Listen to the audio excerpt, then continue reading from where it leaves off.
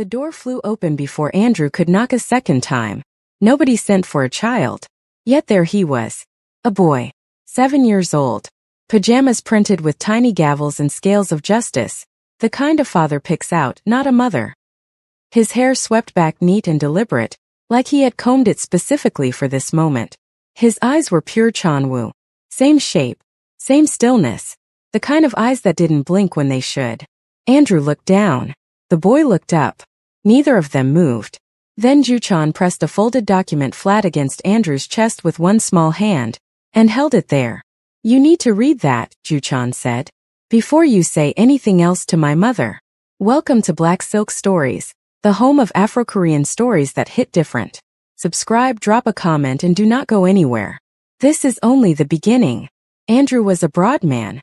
The kind of man who filled doorframes and made rooms feel smaller just by entering them.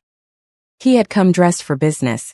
Pressed shirt, polished shoes, a folder tucked under his arm containing documents he was certain would end this conversation in under 10 minutes.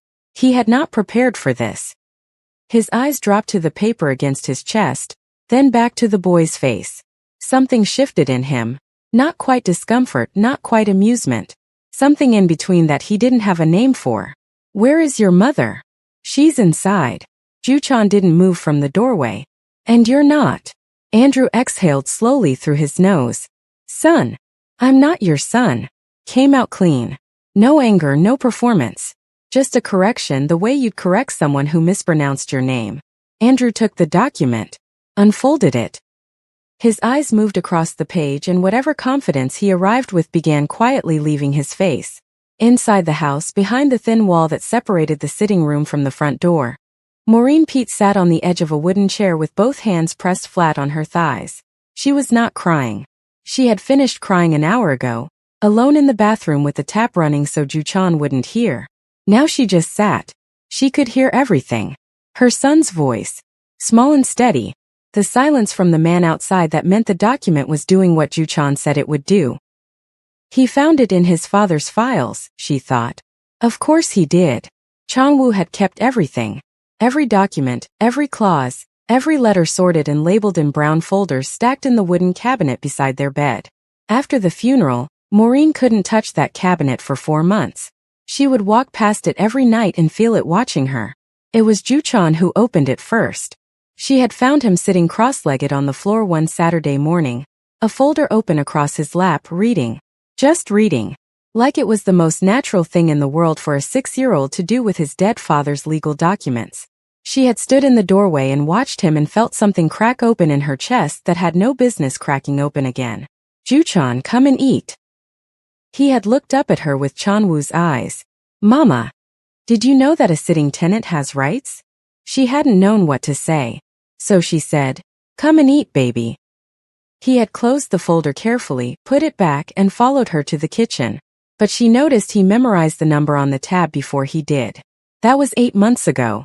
Now he was at the door, 7 years old in his pajamas, holding a man twice his size accountable for a law the man clearly assumed nobody in this house would know. Outside, Andrew read the document a second time. A tenancy agreement. Signed. Dated. Stamped. Chanwoo's signature at the bottom in the controlled, deliberate hand of a man who trusted nothing to memory and everything to paper. Below it a clause. Highlighted in yellow, Juchan had highlighted it. That stipulated clearly that in the event of the property owner's sale or transfer, sitting tenants were entitled to a minimum of 6 months written notice, and could not be displaced without settlement of relocation costs as agreed in the original terms. Andrew had bought the house 3 days ago. He had given Maureen 4 days to leave. He lowered the document. The boy was still looking at him. "Who highlighted this?" Andrew asked. "I did." "You?" Andrew stopped. "Reorganized." "How old are you?" 7. Juchan tilted his head slightly. "The law doesn't have an age requirement for being right." Andrew stared at him for a long moment. Then something happened that Andrew had not planned for either. The corner of his mouth moved. Not a smile exactly. Something that wanted to be one but wasn't sure it had permission. "Your father was a lawyer." "Yes." "You take after him." Juchan said nothing. Just held the doorframe and waited, the way his father used to wait in court. Not impatiently, not nervously, just present and certain that the next word spoken would not be his because he had already said everything that needed saying. Andrew folded the document, held it back out. Keep it, Ju-chan said. I have the original. Maureen heard the silence that followed that line.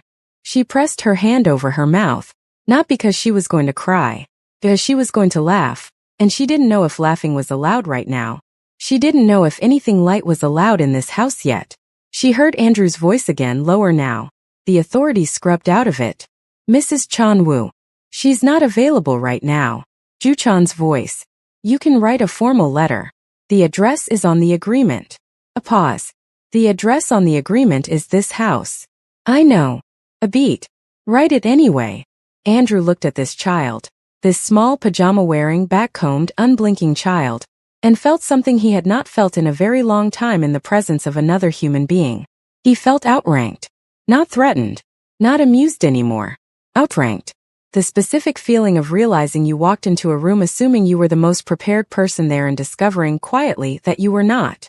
He tucked the document under his arm next to his own folder. I'll need to speak with your mother eventually. Eventually is not today, Ju-chan said. Today you've been informed of your legal obligations. What you do with that information is your own business. He paused. Sir. The sir landed like a full stop. Andrew nodded once. Slowly. Then he turned and walked back toward the gate without another word. Ju-chan watched him all the way to the street. Only when the gate clicked shut did his shoulders come down. Only then did his jaw unclench. He turned back into the house and closed the door and leaned against it with his eyes shut for 3 full seconds. And in those 3 seconds he was not a lawyer. He was a 7-year-old boy who had just been more afraid than he ever planned to show. Then he opened his eyes. Maureen was standing in the hallway.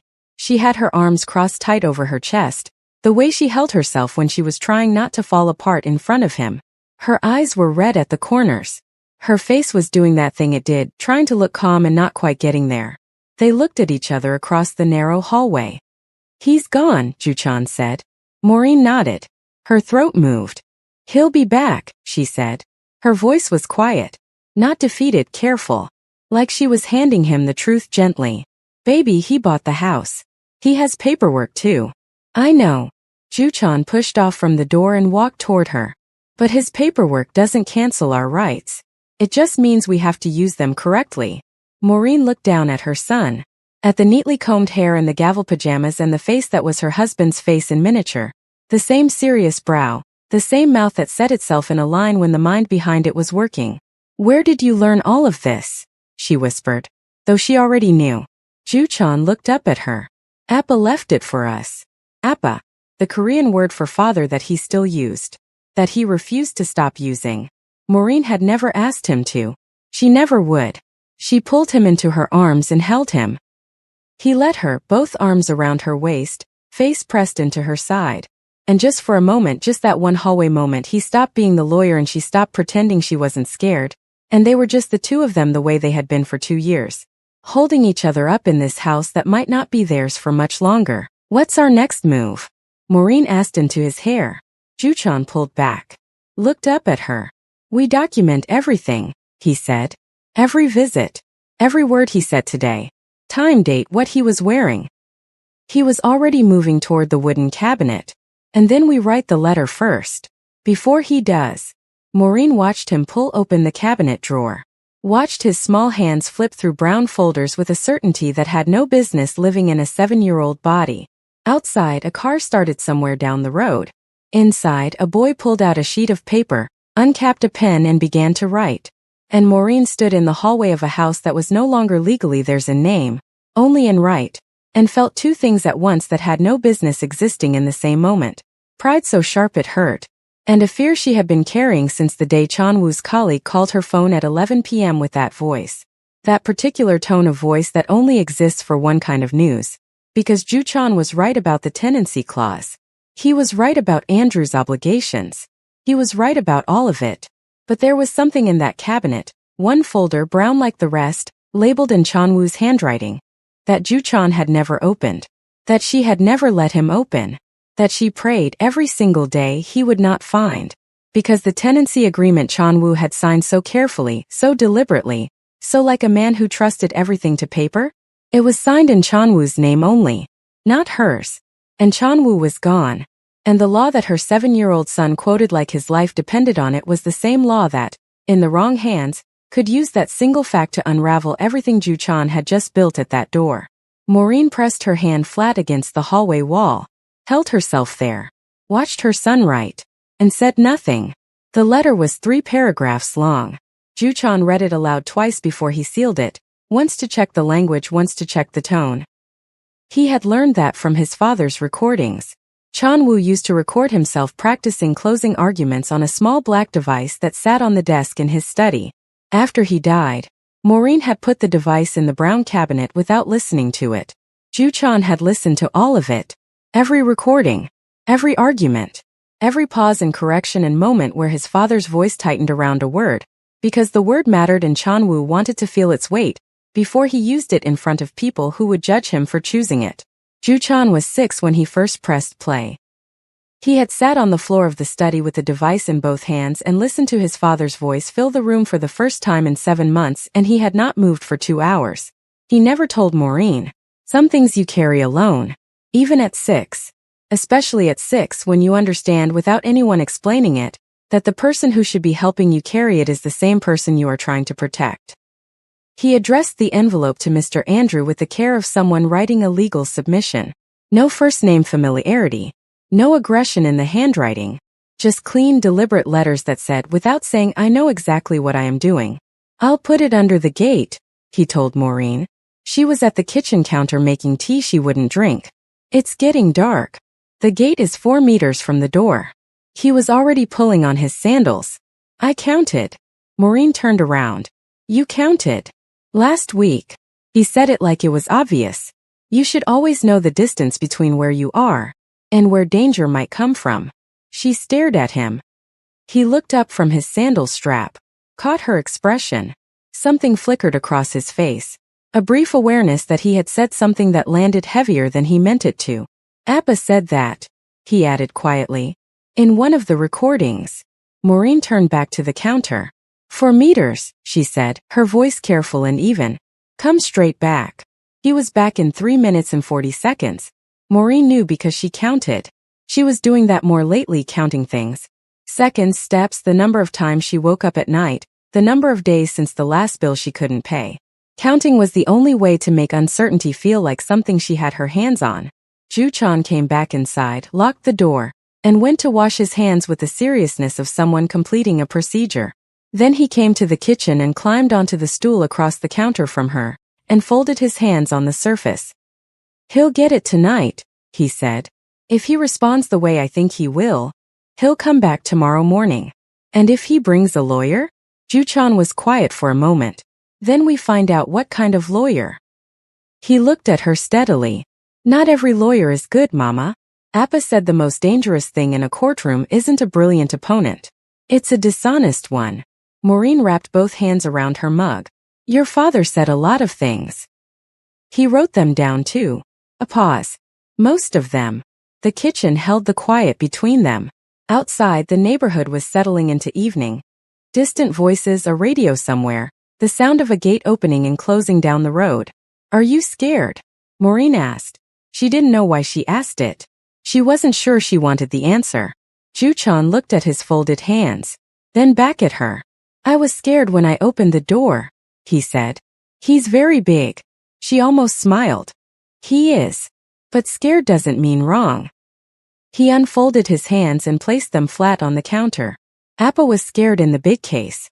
I heard it in the recording.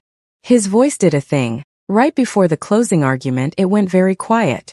Like he was pulling it back inside himself. Ju-chan demonstrated, pulling his chin in slightly. And then he started talking, and it was the strongest I ever heard him. Maureen set her mug down. She hadn't known that. After everything, all the news coverage, all the colleagues who came to the funeral and spoke about Chanwoo's courage and his fearlessness, she hadn't known that her husband was afraid before his greatest argument. He never told me that, she said softly.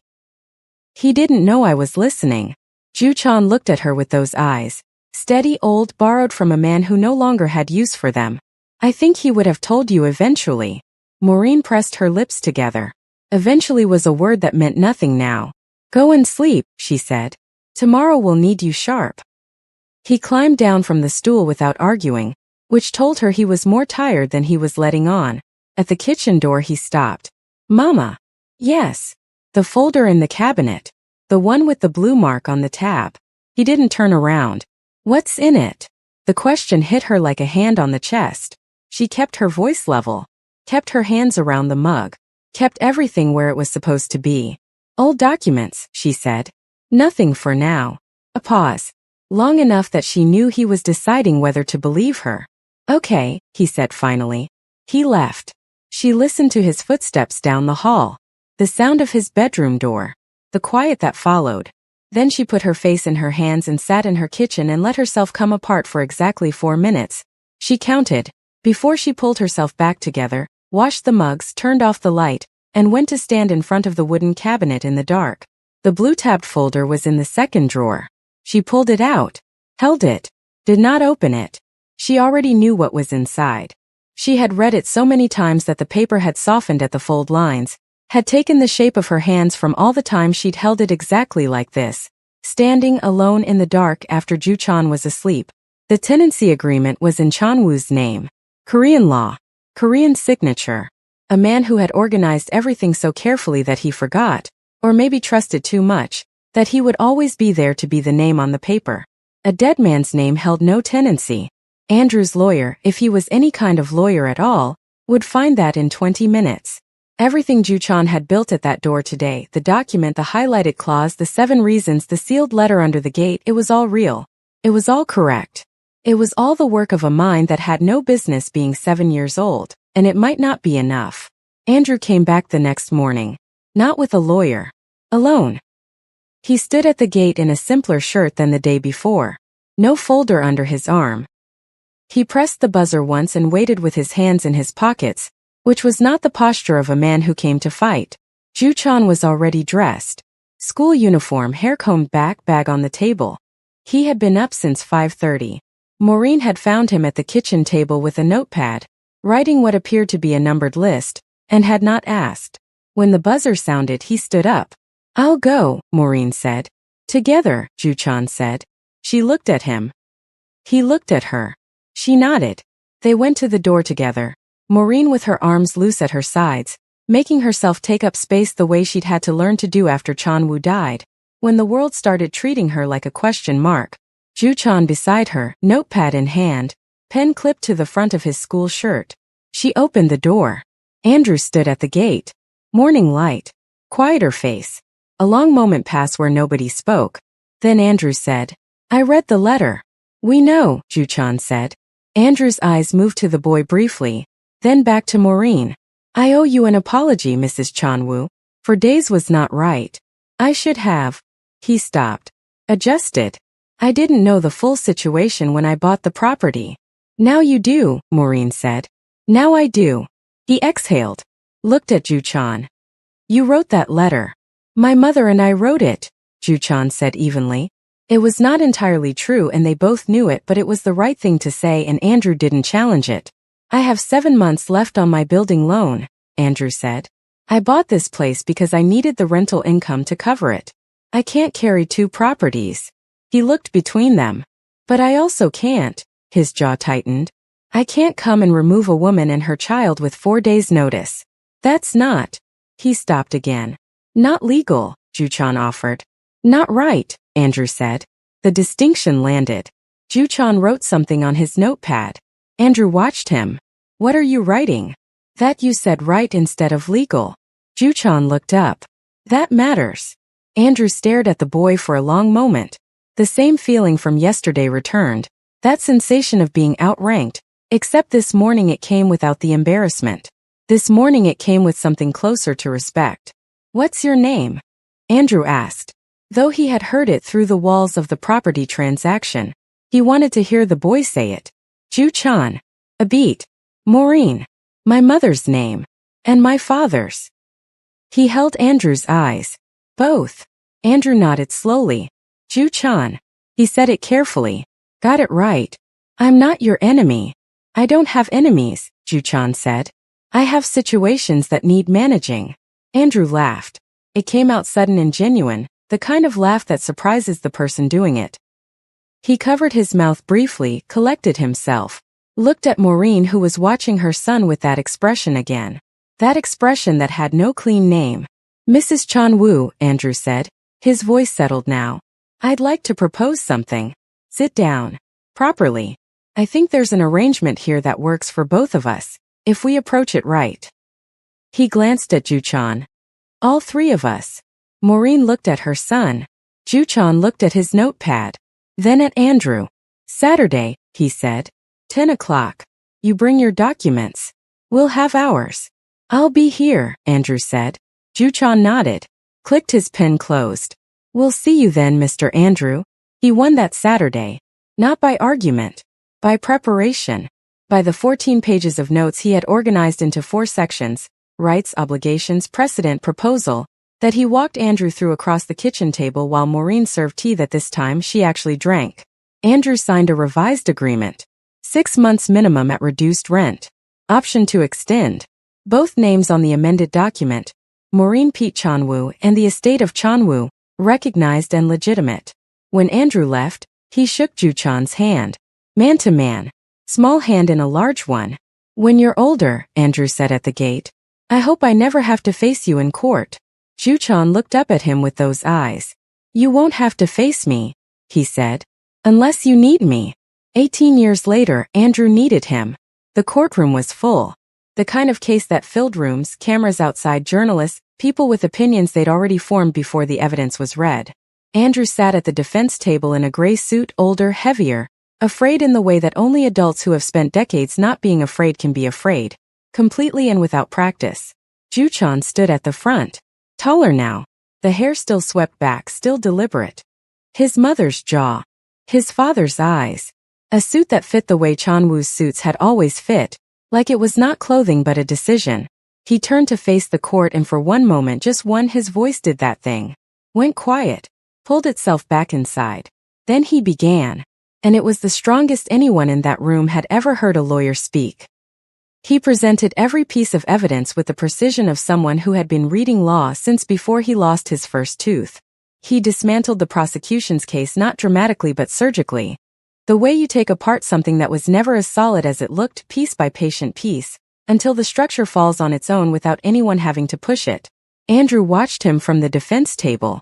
Watched this man who had once stood in pajamas at a door with a highlighted document and one hand pressed against a chest that was not his own. And understood, finally, what Maureen had understood in the hallway 18 years ago. This was always going to be who he was. The jury returned in 4 hours. Not guilty. The courtroom exhaled. Andrew closed his eyes. Maureen, sitting 3 rows behind in a yellow dress Chan-woo would have loved, pressed both hands flat on her thighs and looked at her son standing at the front of a room he had been preparing to stand in since he was 6 years old, on a floor with a brown folder in his lap. Ju-chan turned. Found her face in the crowd immediately, the way he always had, the way he always would. He didn't smile. Neither did she. They didn't need to. Outside the courthouse, Andrew gripped Ju-chan's hand with both of his. "Your father," he started. Stopped. His throat moved. "Your father would have." "I know," Ju-chan said quietly. He did know. He had always known. He carried it the way you carry something that is too important to put down and too heavy to forget you're holding, forward, always forward, in his father's name, in his mother's love, in the language of law that had lived in his bones since before he could explain why. The city moved around them. Traffic, voices, the ordinary noise of a world that didn't know what had just happened in that room. Ju-chan straightened his jacket, looked up at the sky for one brief second. Then he picked up his briefcase and walked forward. This story was brought to you by Black Silk Stories, where Afro-Korean lives are told with the depth, heat, and complexity they deserve. Subscribe, comment, share this with someone who needs to meet Ju-chan, because Ju-chan's story, it is far from over.